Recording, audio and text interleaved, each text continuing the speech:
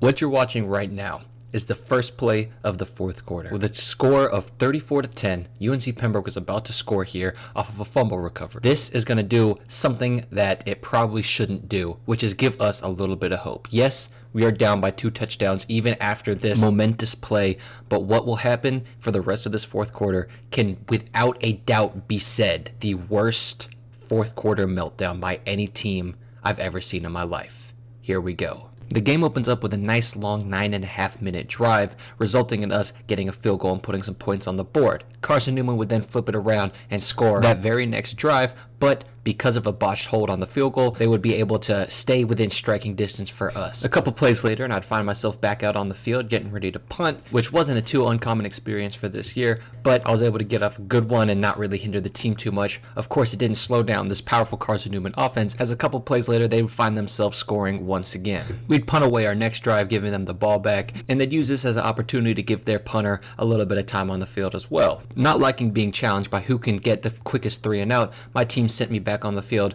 not 2 minutes later to go in fact punt the ball, and I do it quite well this time and deliver a absolute nuke to the opposite side of the field, where he catches it over his shoulder and downs himself inside the 10-yard line, which is very nice. As they run their last play of this half, the clock winds down with a score of 13-3, seeming like we are in striking range, but only God knows the terrors that would await us in the second half. So I'm gonna walk you through the third quarter real quick because it's really not super exciting, but they score, we turn around and answer with our own score. Then they get this one beautiful one-handed grab, which would eventually lead for a score. But our quarterback is really nice, and he doesn't really like letting the other team's defense feel like they're missing out on the highlights, so he's going to give them a go-ahead pick, which they're going to use to immediately convert into a score. We come back having learned nothing about giving the ball to the opposing team and decide that we're going to go 3 downs and then just punt it away. Now, for what it's worth, this is a phenomenal punt. Look at how tight he is to the sideline. But this is a sad day for a punter, because when it's 34-10, good punts is like putting morphine into one of your fallen soldiers who only has the top half of his body, knowing that it will do little but stop the pain, and stop the pain it tries to do.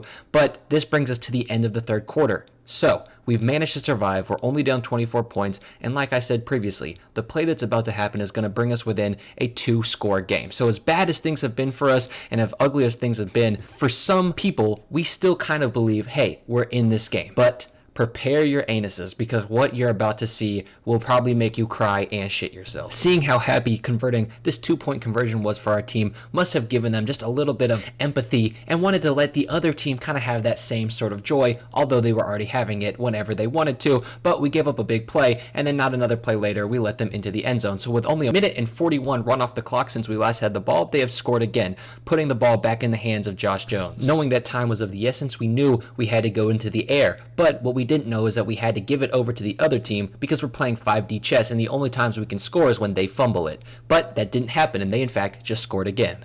Now is the part where things get really, really spicy, because the game is quickly getting out of hand for us. So what do? We put in our backup quarterback, who is then going to have probably some of the worst luck I've ever seen. Between this pick 6 right here, the next interception that's just kind of tipped off by one of our wide receivers, the interception he throws after that, I've never seen a guy get more and more unlucky than this guy right here. I mean, it just seemed like there was always a safety over top in the perfect position every single time, and they never once clamped down to make a play. Needless to say, every single one of these interceptions turned into touchdowns at some point, which just made this game brutally unbearable to watch. I mean, I was on the sideline, going back to that little morphine reference, just begging this soldier to stop getting back up, because every time he did, he would just get shot again. So this game quickly went from 34-18 to 69-18 in what has to be one of the most legendary meltdowns I've ever seen, and I was lucky enough to witness it from the sideline, and I wanted to vomit the entire time. But I hope you guys enjoyed laughing at my pain, and as always, have an amazing day, and peace.